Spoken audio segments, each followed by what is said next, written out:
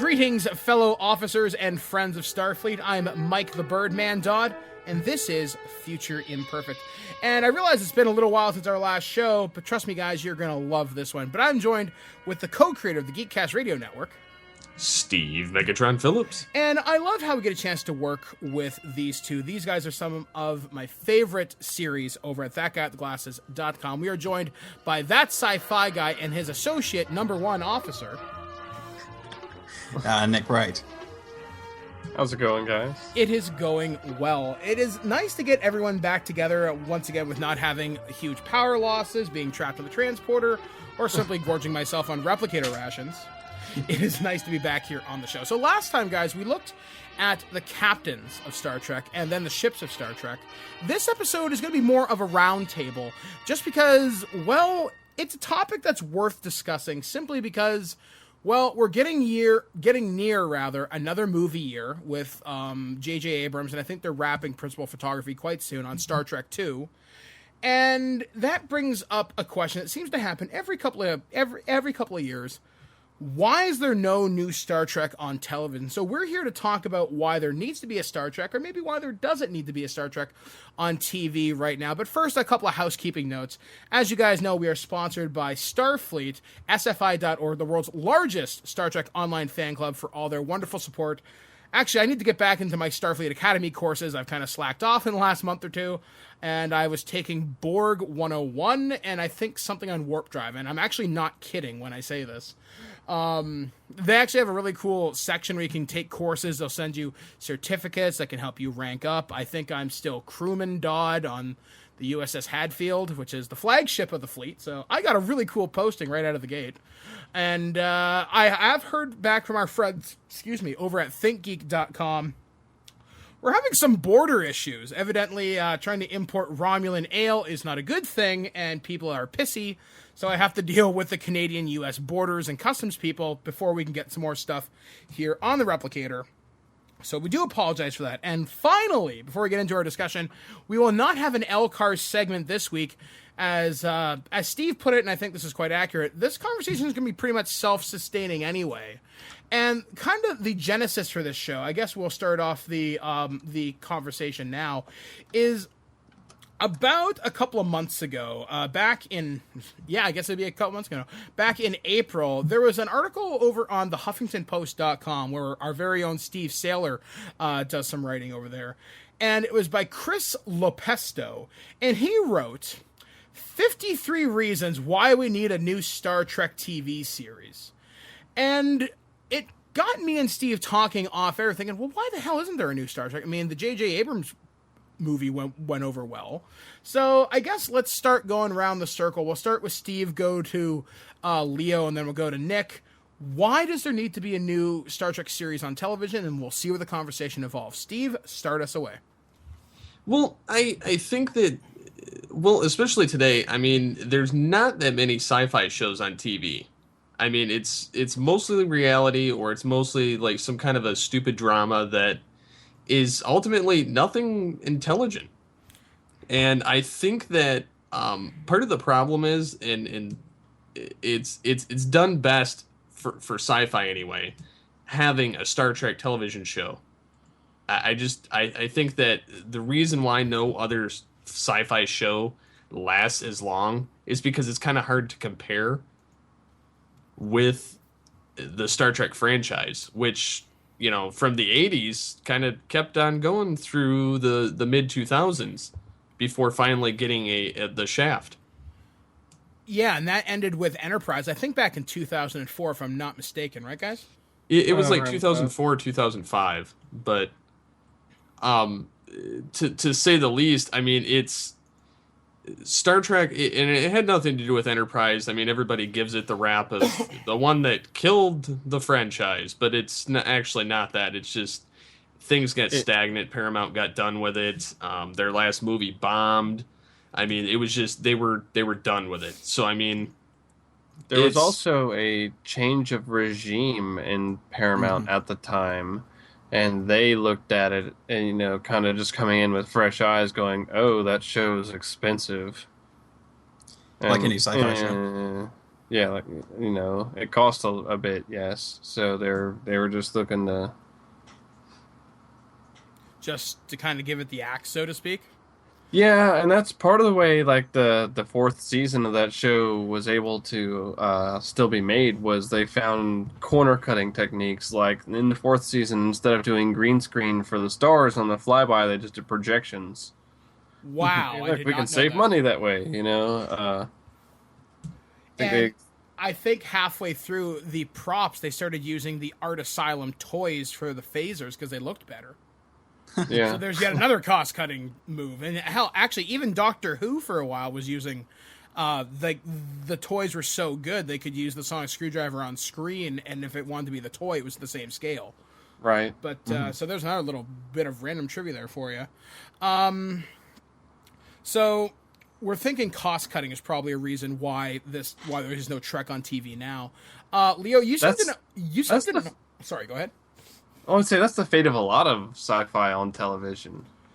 Now, so you don't think it has so much to do with there being fan support? You think it just comes down to money? I think a lot of times it does. I mean, that and studio politics and et cetera, et cetera. And it kind of blows my mind because you have stations that are dedicated towards sci-fi television, such as the Sci-Fi Network, right. and yet anything nobody picks it up. Yeah, it looks like crap, or no one picks it up, or for whatever reason, the good sci-fi shows get a really big budget and then they just drop off. I mean, good examples for this year, Fox, they had what was it, Alcatraz, interesting idea, cool idea. Mm-hmm. Yep. Terra Nova, somehow that got a full season. And Fringe barely managed to get renewed for a fifth and final season. I think it's only because the fans got so much to say. And I find there's less anti-Fox bullshit nowadays. I think they're finally starting to listen, but then again, they have canceled some good shows before. So Fox is an anomaly to me. The amount of science fiction shows that they green light and let run and then cancel, like there's two people at Fox that hate each other. And the one guy's going, I'm going to get this show. It looks awesome. The other guy's like, oh, I'm going to kill it. I'm waiting. I see you coming. It really wouldn't surprise me. And it really takes the piss out of me that Fox gets so many good sci-fi properties. For example, say what you will, I think Terminator: The Sarah Connor Chronicles was fantastic. It just needed a solid television on some of the best television. Yeah. Period. It has some episodes that are not that great, and mostly mid-season 2, but like the episodes that are good are like amazing. Absolutely. And then they also are infamous for canceling Firefly. Yeah. And then Buffy got moved off Buffy went to their station to continue after having a stint over on another network whose name escapes me at the current moment. And they had Angel. So it's not like they're not friendly towards weirder shows. I mean, these are the guys that I think made sci-fi considered legitimate for a long time in the fact that they had a show like, say, The X-Files. Mm-hmm. And right. Although The Lone Gunman was cut tragically short at 13 episodes, but that's a story for a different day. It's interesting. They actually even seem like they learned their lesson about Firefly because they brought Dollhouse back, and they didn't even know if they were going to have another season or not, so they didn't really do much planning. And then, we got another season, and then I guess that's all we got. And I think that show ended on kind of a lackluster note too, didn't it? Right. Yeah, it did. Which I guess that seems to be the fate of a lot of sci-fi. I mean, I remember a show I used to watch on Fox. I think it was called Space 1999 Above and Beyond. Yeah. And that ended lame. And we look at sci-fi nowadays, and I think one of the best examples of a fantastic sci-fi show with a great cast, it doesn't necessarily have to have a huge budget, but it looks huge budget, was Battlestar Galactica. Because it had just... the strength of the characters carried the series, and I think that showed a shift towards television, where you could tell legitimate stories without getting caught on the high tech. Which I think where Star Trek maybe had some problems. I mean, you got a lot more character development in Battlestar than you ever did in Star Trek, and I'll fight that point to the death. I can kind of agree with that. Yeah, I mean, you got more I mean, I think you feel more for Admiral Adama as opposed to Captain Picard. With exception, I mean, for a lot of times, Star Trek, you have that at the end of the episode resets to 0 because you got multiple writers working on it, and you can't have this person's episode mess up this person's episode, and it works better when you've got like a team of writers working towards a common goal, so to speak. Yeah. So I think that's one thing that Star Trek could definitely take advantage of now, because people, I think, are ready for that more mature, story-driven, for basically that medium of television. And to refer back to the article that we're talking about from the Huffington Post, which Steve will link in the artwork, in the actual episode post to know what we're actually talking about. One of the things that I like about it is, I think I'm just trying to find the reason here. Number 15 on out of 53 reasons is because Star Wars is officially embarrassing. Star Trek finally has the chance to become hip. And the Abrams reboot definitely proved that. That's true. I'll go with that. Yeah. I mean, they really could. I mean, and there's so many directions they could go with it. I mean, a lot of times, like I said, studios get worried about, we can't have this one franchise mess up this other franchise because, and that happened with Smallville being about Superman. Like, they wanted that show to be about Batman, and they were like, oh, I don't know, we got these Batman movies that's really successful, and they were like, okay, well, then we'll do Superman, I guess. And they always try to get Bruce on the show, but they're like, oh, no, we don't want to mess up these movies. So I almost wonder if they would have the same kind of opinion, like, oh, these movies, I don't know, that first movie did really good, a series could mess it up. So, but I mean, so go completely different. Go in the far future where the Federation has collapsed and there's a civil war, or I don't know. Yeah, there's so much you could do with it. Yeah, and the fact that the Star Trek, the most recent movie, gave us a logical way out. It split the timeline. Now, I had an interesting conversation with someone about that recently. I agree, it was a split timeline, but when has that ever happened in Star Trek? Whenever time travel or any kind of thing it alters the prime line, the prime timeline. Like yesterday's Enterprise, something happened, everything changed. When has Star Trek ever followed a split timeline? Oh yeah, and then that is true. And then it's happened numerous times in the series, and it's always left something kind of different, and yet somehow it's kind of resetted by the end, but it's still an alternate timeline. So it'd be the same, but Guinan would have a different colored hat. I mean, it erased the old timeline and became the new. There was no split alternate thing. Like, that's how Star Trek operates. And anyone in the comments, I name an example of when it didn't, because that's interesting to me. Yeah, because I never even considered the fact that they could just say nope, didn't happen, or whatever. So with the new Star Trek movie, the only thing that is now canon is Enterprise. Yeah, because in like First Contact, I guess. And with like Enterprise, they even had their problems, because I remember my friend Justin from who's worked with us before for our PAX episodes was telling me in Enterprise they come to a point where someone says this timeline isn't right because there is no giant scar across Earth from the Xindi, and that still exists, and like what the hell. So I think a new Star Trek could very well take place within its own continuity. I think it would be best if they stayed in the Abrams verse, because that's what's doing well right now. And it'd be interesting just to see other characters, because they've already talked about Klingons, they've talked about Romulans in it. So there's a chance to flesh out that universe and build a new fan base, because like number 15 says, Star Wars is officially embarrassing now. Star Trek is at a unique point where it has an established fan base, and they're open to reinterpretations. We didn't boycott the movie or anything. Do we think that the logical point would be, since the original series crew members are all cast now, obviously you can't get them for a TV show, would we go into next gen? I think we could stay within the old Enterprise, or within that era and simply mention them every so often, or maybe if they have the time, film one episode where they have significant cameos, or maybe like a television movie. Perhaps a different crew that could, interact, and maybe on a space station where they stop by. Yeah, You're such a DS9 fanboy.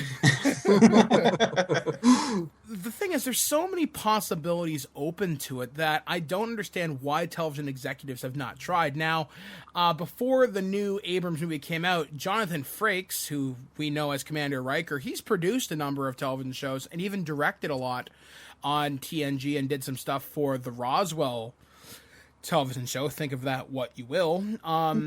But Paramount said no, and CBS said no. Well, and they've continuously said no, because there's been multiple people like Frakes wanted to do something with it.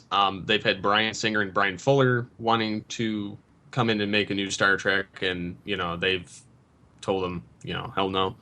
And then see, Michael Dorn actually wants to make he said a low budget Star Trek movie, either a direct to video or direct to cable. Was it a movie or a series? Movie. Oh. With Worf as captain on the frontier fighting people like Grah. That could be really awesome. Could be. Depending on Good how luck they to handle him. it. Yeah. Kickstarter, man. Come on, it seems to work for everybody else. Yeah, it also kind of sounds like... I was going to say, as far as that list is concerned with the top 53, most of those are just BS anyway. But some of them do have some very good points. For example, some of them do have good points. However, I do think what killed the series initially is the fact that it got too technical for people. Yeah. And was less about the story and the cast as, and pretty much you can kind of equate that to after Roddenberry left us. I mean, he was the driving force of Star Trek, and that's when you could kind of think that things went more technical and more into tech-driven story or cast-driven. I think that over the years of passing between all the multiple hands, I think that's what killed the series and the interest in it, and that's probably why they don't want to get back in that rut again. Well, it's almost like each series has its own theme, and I can't remember whether we talked about this on one of our past episodes, but it's like certain series follow a formula, and the really concrete example I can think of this is in Voyager. Technology solves every problem. And you look at something like TNG, diplomacy solves every problem. In the original show, war solves problems, and I guess you saw the fallacies of Captain Archer. Willing to learn solves problems. Seems like it's all driven by the captain, because Janeway was a scientist before she became a captain, and Picard was, he's always had his great hand at diplomacy, and Sisko was just really pissed off. Angry black man in space, but I love that show. And it's just. I think that a new Star Trek show now, especially now, looking at the world that we live in, seeing all the good and horrible things that are happening out there, there's a chance to tell some new interesting stories. And the fact that Star Trek is such a respected name in bringing people up to speed on things or telling stories that other shows won't. Like thinking back to the 60s with Star Trek, how they had the black and white... First interracial kiss. Yeah, they had that. Yeah. They had the black and white people episode where that was more or less about racism and stuff like that. So thinking about this, there's one on this list, and I would really like to see this. I'm a big supporter of the community. The first openly gay Starfleet captain. Sure. That would be a wonderful risk, and I think you'd bring in a whole new realm of viewers. I'm not saying do it for the same reasons that say Marvel and DC are doing it right now, but it could be a legitimately good story hook. Because we've seen males, we've seen females. Why not have a guy who's openly gay? I always thought the next step would be Alien, but, that works too. That brings it home. Yeah, he could be a gay alien for all we know. There you go. But yeah, I mean, there's so many possibilities out there. And if you wanted to hit a younger crowd, and I almost wonder what this would do. I think this would be more akin to a web series. Starfleet Academy. which Sure. once again could be a cool idea for a franchise. But you look at all these teeny bopper shows, I would fear Starfleet Academy may go down the realm of, say, Smallville. Probably, but they're the ones who, like, you know, they're making their money on, so not got nothing to complain about as long as they work in some decent stuff. Yeah, and I guess that's a question to the panel here. What kind of stories does a new Star Trek series need to tell to remain relevant and to draw people in? Well, I think that, I mean, it definitely helps, like you said, doing it in the Abrams verse, because part of the reason the old show got stale really was that, like, they kind of felt tied, like they had to cross-reference everything and make sure they didn't mess up continuity this way, and, like, they still did. But, like, they spent so much time worrying about that they kind of are free to tell more, like, you know, tell the basic, you know, the base stories, you know, the 7 base stories, really. At some point, we're going to have to explore other parts of the Star Trek universe and just kind of take the chance of having a different type of show set in that universe. Like, I was thinking, I liked House. I would like to see, maybe a Star Trek medical show, something different. Yeah. Give it some different options. The Starfleet Academy thing be like, what, Degrassi in space? Or I want to see something like Band of Brothers in space. Like a fleet of Starfleet Marines. Or how about this, Section 31? There you go. I like Section 31 a lot. See, I that really could be like the cool. books of that, so I mean, I could get behind that whole way because it's like a, like an almost 24 Star Trek. Now, with that in mind, do you think they could update that to the Abrams verse to still draw in new fans and old fans alike? Oh yeah, I The think that's concepts doable. are pretty basic. I mean, you know, the idea of an Illuminati is present within all of. it's lingering beneath the surface everywhere. Yeah, so it doesn't necessarily have to be the Romulans as the bad guys every week or the Tholians or whatever.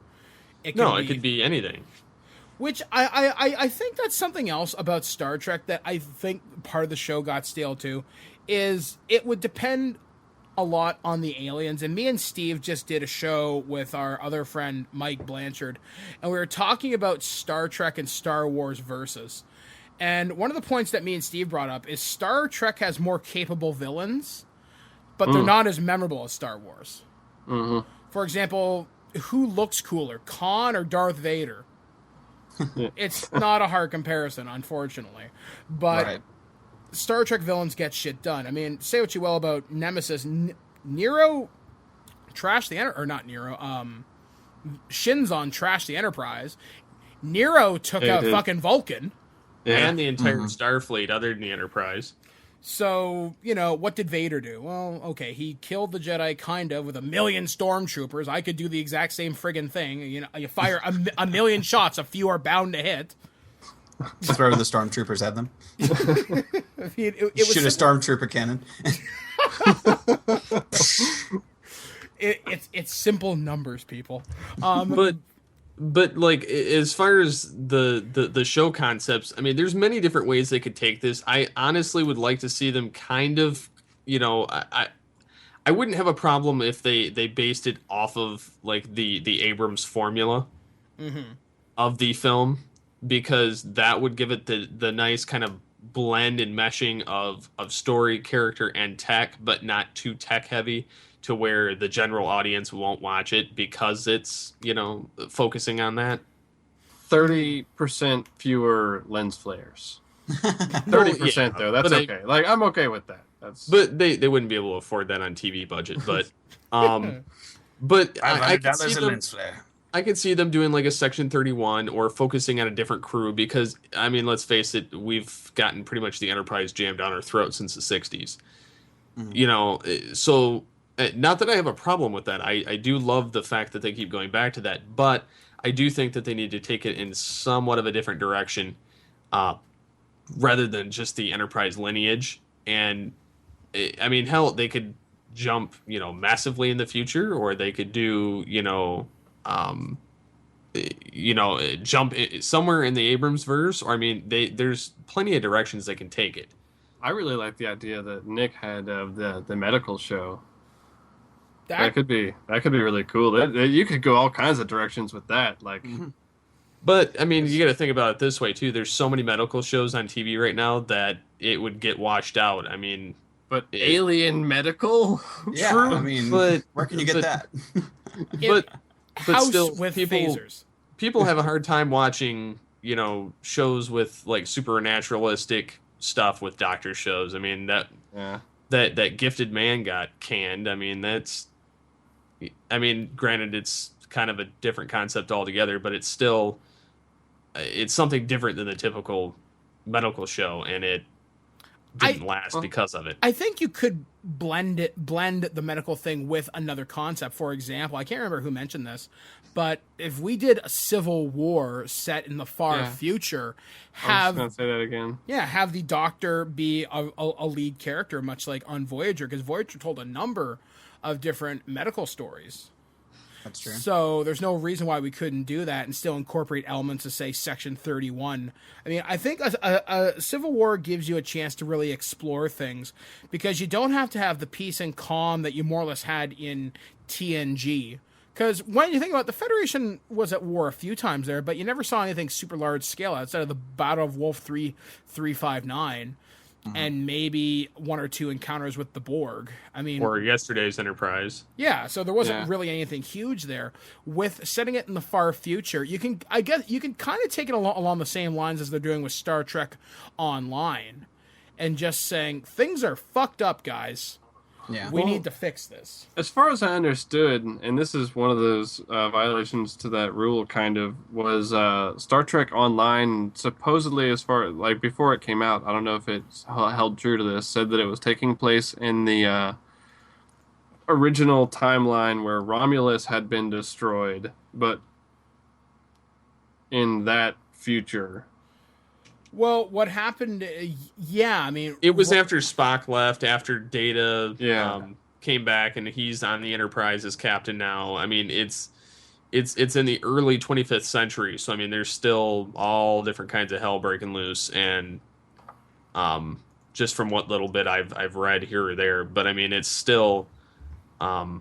I wouldn't mind them going to that, because then that would give a chance for the older Trek actors to jump back in and have a chance at the series just as guest cameo roles. And then they could still do something with Section 31 and medical and, all that different kind of stuff, because you got that much war and strife going on. You're going to need, maybe episodes on engineers of Starfleet and, just different facets of Starfleet Command. Yeah. Now, we've talked a fair chunk about why there should be a new Star Trek show. We've got kind of established what our premise would be. Now let's flip the coin. Let's turn things over. Let's play the role of evil television executives.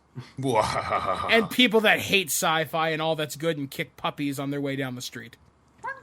Why shouldn't there be a new Star Trek on television?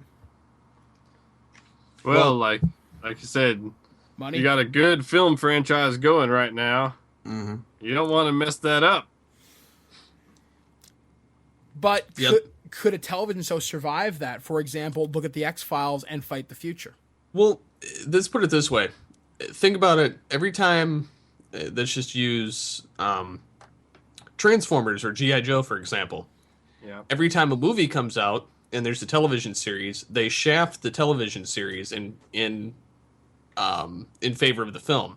Basically just make it a long commercial for the film. Well, and then when the film goes out, well, I mean, they're not even related. They're not even directly related.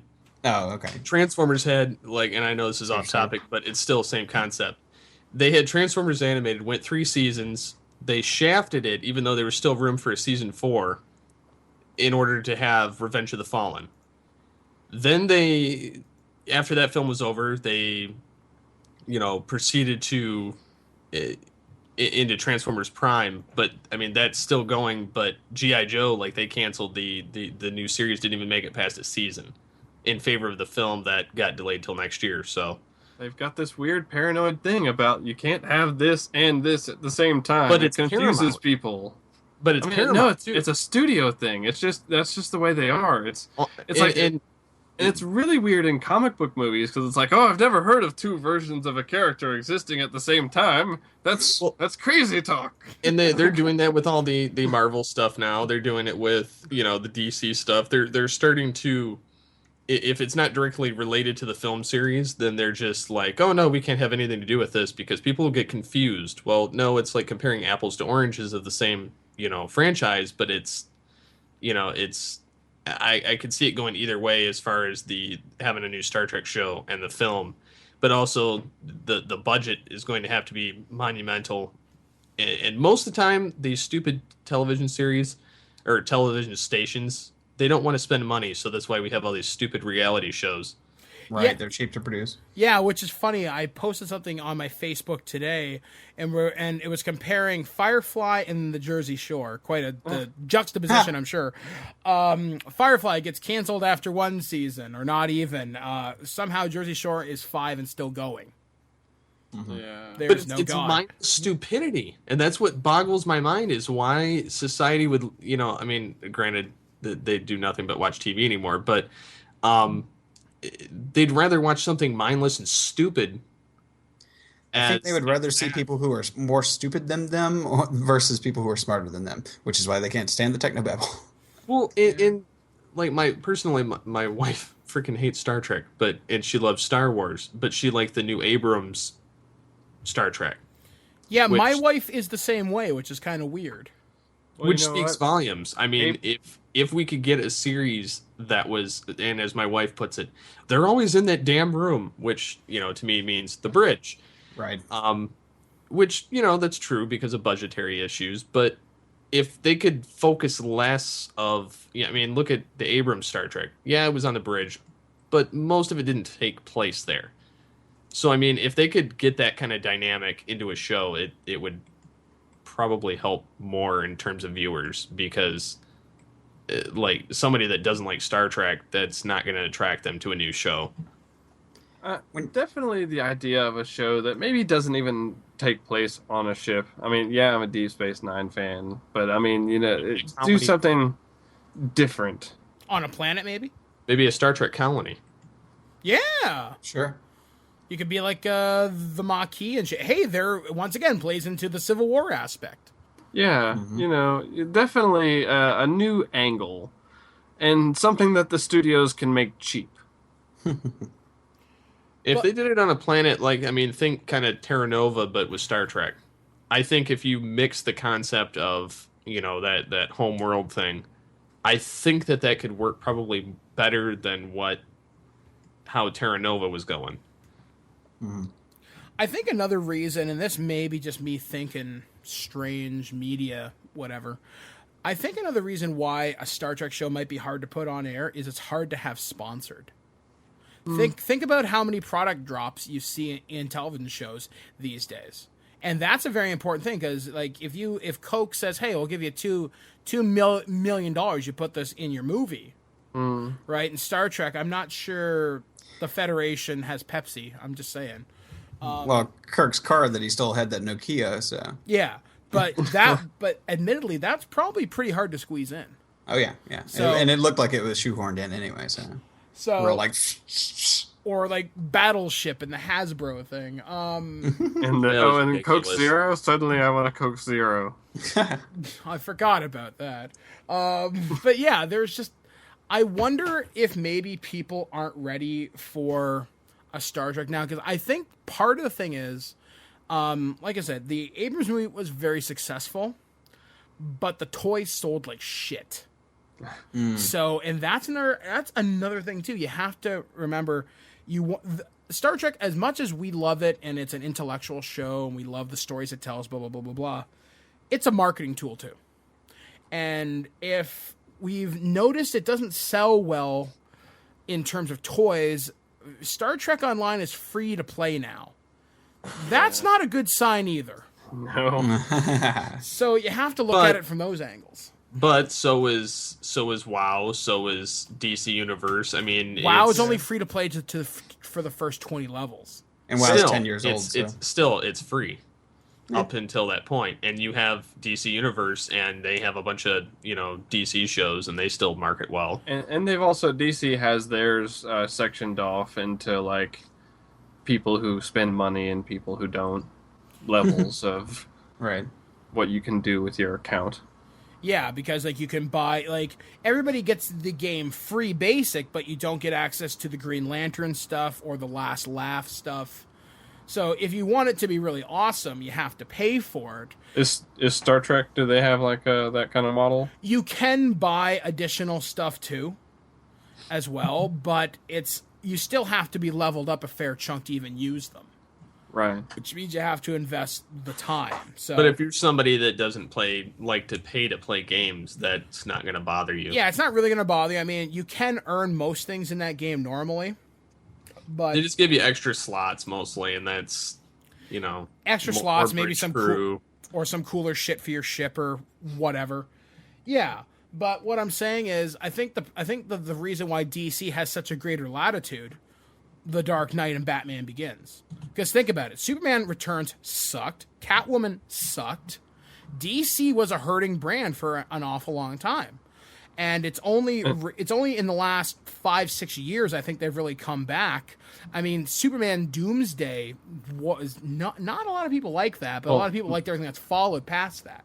DC animated has been solid for a long time. I mean, Mask of the Phantasm. I mean, it's for whatever reason, Bruce Timm, Paul Dini, DC animated has been great for a long time. But at the same time, there hasn't been a theatrical release since Mask of the Phantasm. No. The last one that was supposed to get theatrical release was Return of the Joker, and that got shafted because of the 9/11 event. They didn't want anything kind of gory because it was like, oh, we kill them, even though it had nothing to do with the event. So they just direct-to-DVD'd it. But those are the DC Animated Universe, and the other ones are the DC original movies, which are completely different. But you were mentioning like the Abrams toys not selling very well. That's part of the reason why Green Lantern is not completely off the table. Green Lantern the movie may not have done all that well, but the toys but the toys were selling like hotcakes.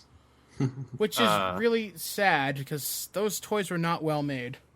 Well, I mean, they made a lot of different toys, and it wasn't just the action figures, but I mean, like all the Green Lantern stuff was selling like crazy. So I mean, they spent a lot of money like in brand awareness on that franchise and selling the merchandise. So well, I think as DC had a plan to make their stuff because they knew they got people's attention with Batman. Hey guys, don't forget, we're doing this thing too, and with Star Trek.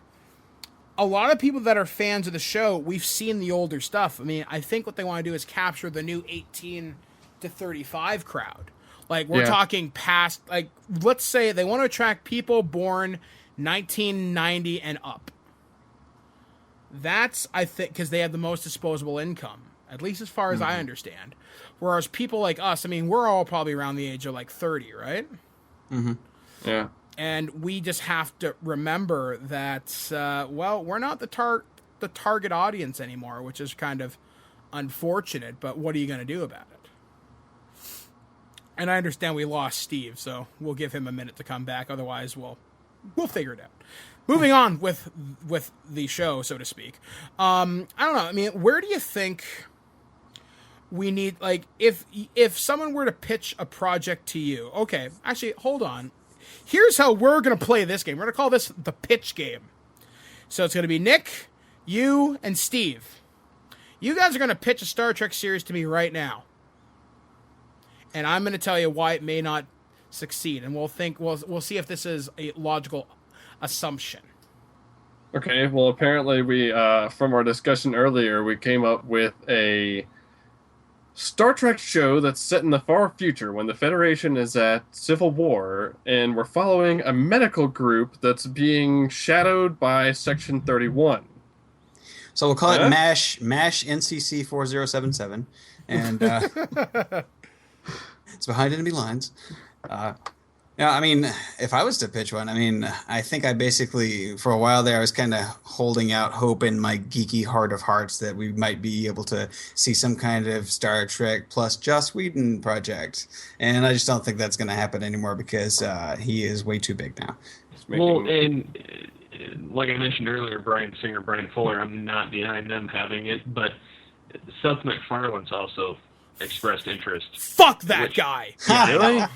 I'm not behind him No, either I because mean, he's going to ruin it. I would have to see a treatment before I.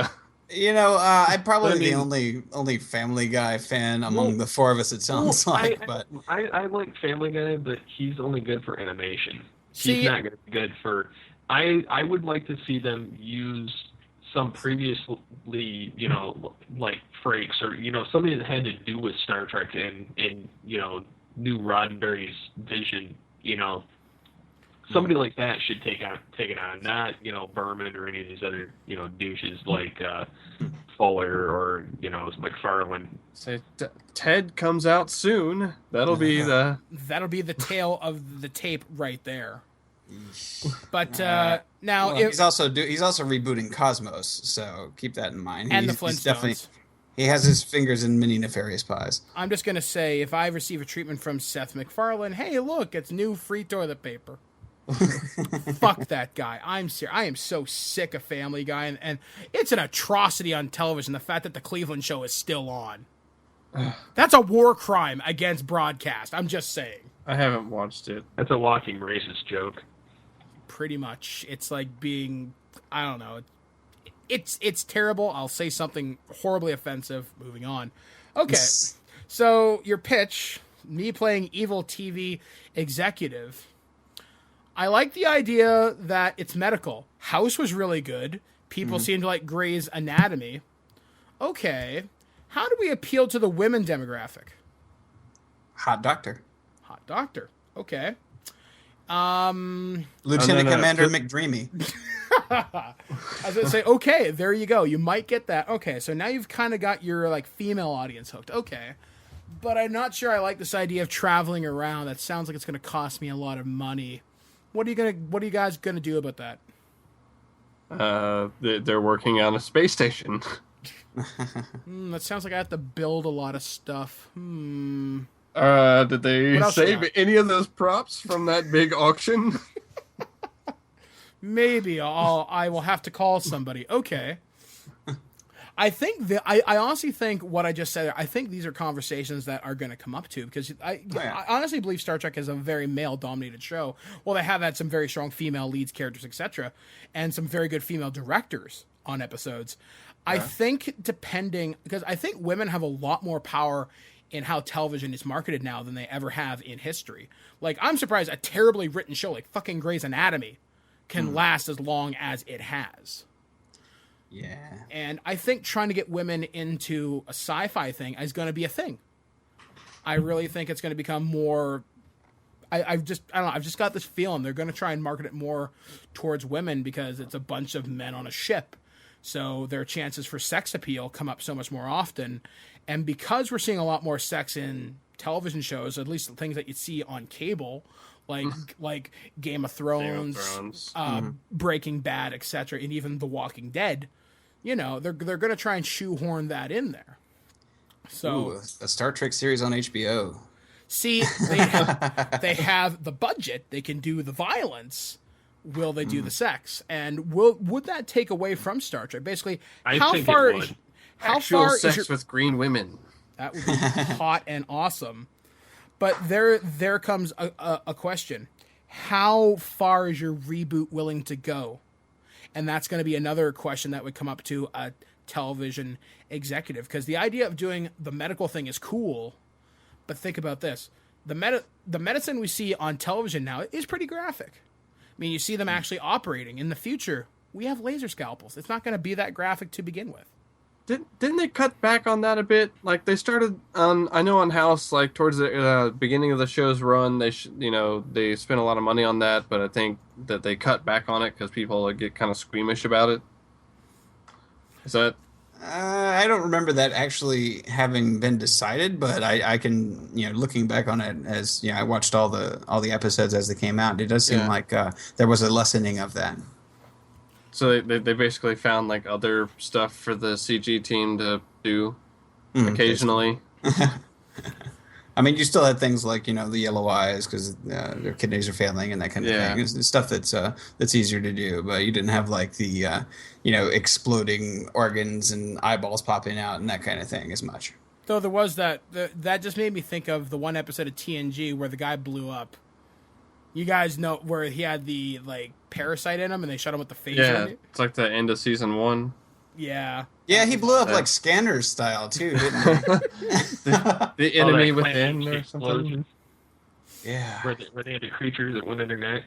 Yeah. Yeah. See, that was like the most Doctor Who like Star Trek episode, I think. Actually, old school Doctor Who episodes I saw.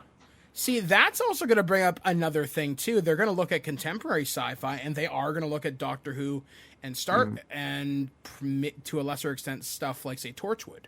Well, if they look at Doctor Who, they're going to see that one of the ways that they were able to reboot Doctor Who was to get him out of the room. I mean, if you go back and you look at old Doctor Who, you see that a lot of it was like there's like a 60-minute show and there's 52 minutes of it. They're standing around the TARDIS controls, and it's like, oh my god, this is so slow. Once they got them out for the reboot, that's when it started to really take off again. Yeah. So hopefully people will take the risk, and like I said, I think that's going to be something that's going to go in Star Trek's may go against them. Is people like the ship, they like the static location, and I think a lot of television executives are going to be very squeamish, and I wonder if that's why CBS is saying no. But now we have examples of shows that have worked. I'll tell you that, I know that there's probably the main reason that Fox didn't offer up any new science fiction shows this time around is because they did spend a heck of a lot of money on Terra Nova. And they actually, instead of canceling it after the first 2 episodes or so, like they've been doing, they let it run the whole season. And I guess they just still weren't satisfied with it at the end. Which is unfortunate because I think the show had a lot of promise. And it had some Star Trek people involved in it, in the production. Robert Moore, I believe.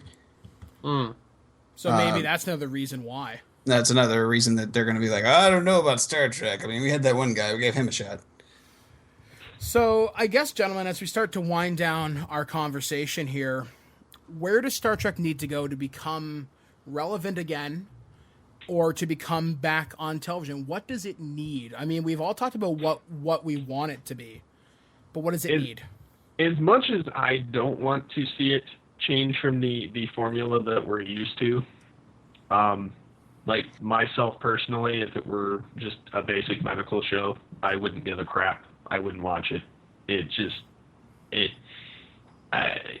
I'm very much a fan of the current style and formula before, like from the 90s. But in any case, I think that there needs to be something that kind of has a hook for each generational age group.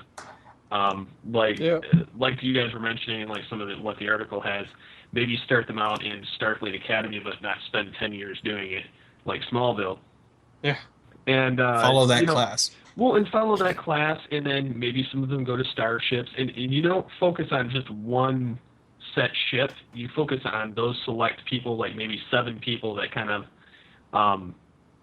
like Friends in Space almost, but is better. So you could follow. You could have. You can follow them, and like one of them could be, a medical ship, and you don't have to focus on the other characters one episode, and then maybe one of them got drafted into Section 31. One of them, met up with Gary 7, or to, something like that, or an engineering corps, something to kind of mix it up a bit, but not stay on the same ship.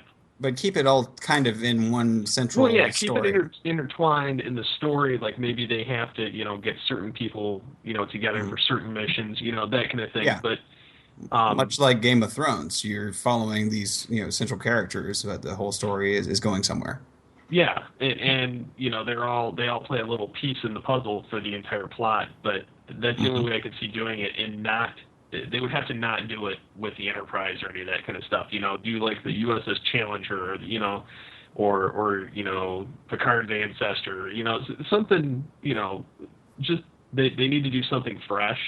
I can see the need to kind of attach to some of the old stuff, at least for fan purposes, to kind of latch us old time fans of the series. But I think that's pretty much the only way they can go with it, to kind of to loop the current generation. All right. So you two, what does Star Trek need? I think more than anything, I mean, regardless of when you set it, what's going on, what the characters are about, you just really need to tell good stories. Mm-hmm. You tell good stories and people will watch them. Yeah, it's going to have to be more than just Monster of the Week. You definitely, I mean, people are becoming accustomed, I think, to more intricate plots and following cast of characters through these interesting, challenging moments in their lives. Yeah, I mean, I think one thing Star Trek needs, and I think you hit it right there on the head, is it needs more serialized stuff that is not episodic so much. I'm not saying so much to the point where if you miss one episode, you're fucked. Mm-hmm. But no, I mean, Doctor Who is a beautiful example of that. You can watch several Doctor Who episodes in a row and enjoy that episode entirely for what it is. But if you're watching the whole season, you're going to pick up on these weird little things that are all connected. And in the season finale or so, everything kind of comes back around. And, that formula works really well, I think. Oh, yeah. Yeah, I mean, that's one thing that works. Or if you take a show like, say, Breaking Bad, you need to see everything to see how it all gets together. While an individual episode is enjoyable, you get more of knowing what's happened previously. I think character development is something that really needs to be focused on, to make these people real. Well, and part of the problem is we don't have good sci-fi writers out there anymore. I mean, yeah, you have the ones that were in the series before, but they're kind of, they burn out all the ideas and everything. They need some fresh blood into it.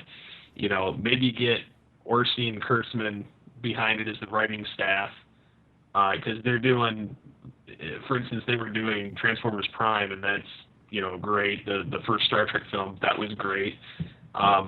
Just get people like that as the showrunners, and then get other like-minded people in there to script not only good sci-fi stories, but along with a nice overarching plot and characters that actually matter. Yeah. So here's my final question to the group. What network does this?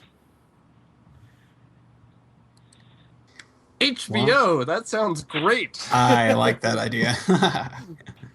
They don't have any sci-fi, so there you go. That's their next form. And I think HBO could actually, and I kind of agree with that, other than the fact that I don't have HBO. You will get it, sir. I probably wouldn't. I would just, I'm not getting into that. But, yeah, so I could see that, because that not only would bring that demographic to HBO, but it would also give them more of a budget. Whereas if you're on Fox, CBS, NBC, CW, they're going to limit it. They're going to not give it a chance. It'll make it 2 episodes, and then they're going to shit can it. So, I mean, I could definitely see HBO taking it on. Not to say that HBO hasn't canceled shows before they're over, but those stations are notorious for letting shows go on 2-3 episodes and then saying, okay, you're done. And not even giving it a chance to even really open up. I agree. I think HBO would give it a good college effort. I really hope. I think it has to be a cable station like an HBO or Showtime. Yeah, premium. Or maybe look at what AMC's accomplished. Well, AMC has no sci-fi. AMC. Yeah. They have. I mean, they have Comic Book Men. They have stuff, for comic geeks. They have. They're dipping their toe in the water of geekdom. So. Yeah, so I mean, I could definitely see Star Trek going there. I mean, it could be owned by one station or one station or organization, studio, whatever, and be sold to another one to be played on. So I mean, I could see either HBO or AMC doing it. I just can't really see the other stations getting behind it. Yeah, I don't think any of the traditional big ones like ABC, CBS, NBC, even the CW, they're not going to pick up on this. They've tried it. They did it, and it worked under the old broadcast medium, but I think we've grown to a point where I think it has to go that. I mean, I think episodes of this would sell so well on iTunes. You could support it partially through that alone. Well, I mean, maybe have Netflix help produce it. Yeah. Well, yeah, they're doing their own original content now as well. So, unfortunately, a lot of it's crap. Yeah, sucks. But if they could bring it, we won't talk about series, kick it up a notch. That's their opportunity to save face. Something to keep in mind too is that Star Trek is owned by Paramount, which is CBS, which is also WB or the CW, which is so that but it's Viacom more than anything. Viacom owns all of them pretty much. So as long as I think if they kept it within the Viacom reach, which I believe HBO is within the Viacom reach. Well, I mean the CW is owned by. Yeah. Oh, they are. So, I mean, they could throw it on there, too, because they've got all different kinds of shows. And if they had the appeal for women in younger generation, teens or whatever in there somewhat, then I think that they could throw that on CW pretty well, too. Well, I guess we'll just have to wait and see what happens. I think the big telling point will be what happens after Star Trek 2. So we just have to wait another year and probably another 2 years in development. So I'm predicting 2015, the return to the final frontier.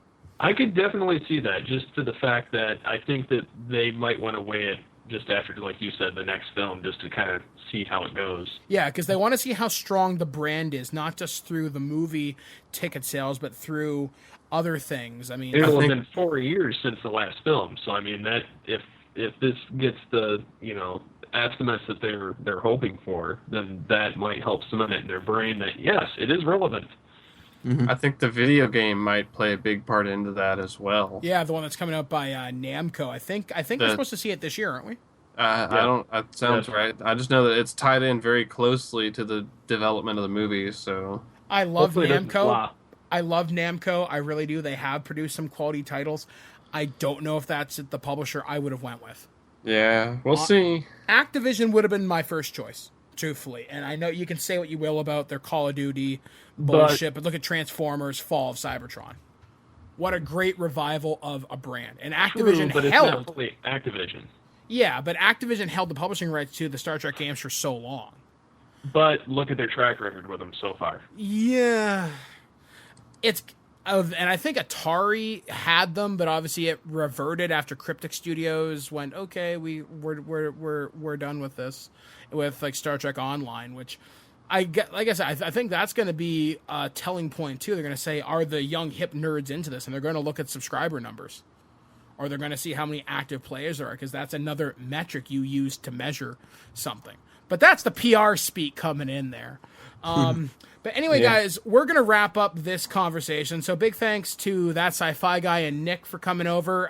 When's your next episode coming out, guys? Soon. Very soon. Putting the finishing touches on it right now. So I am excited for this. So if people want to follow your work, where do they have to go? Well, you can find me at www.thatscifiguy.com, or you can find me on thatguywiththeglasses.com. Exciting stuff. Now, guys, one of the things I did want to pimp out to this, and I forgot to do this in the beginning of the episode, I'd love to hear your thoughts on this, and we'll play a few of your call-ins during our next show. We actually do have a call-in line, which I also use for This Week in Geek and the Game Heroes, and that call-in number is 817-717-7202. We do want to hear from you, from our fellow Starfleet members, whether you think it's a good idea for the next Star Trek TV series, like with our ideas. Is it too soon? Is it too late? Or has that ship simply sailed? Also, me and Steve, next show, we're going to be talking about the tech of Trek. The things that we actually have now that maybe existed in the minds of sci-fi writers, such as cell phones, tricorders, and even the Tupac hologram is one step towards photonic lifeform rights. God. Tupac back from the dead. It'll be exciting to see. So for Future Imperfect, we have been Steve Megatron Phillips, that sci-fi guy, Nick Wright, and I've been Mike the Birdman Dodd, saying live long and prosper. We'll catch you guys again next time, right here on ThisWeekInGeek.net, brought to you by SFI.org. Starfleet, the world's largest Star Trek online fan club.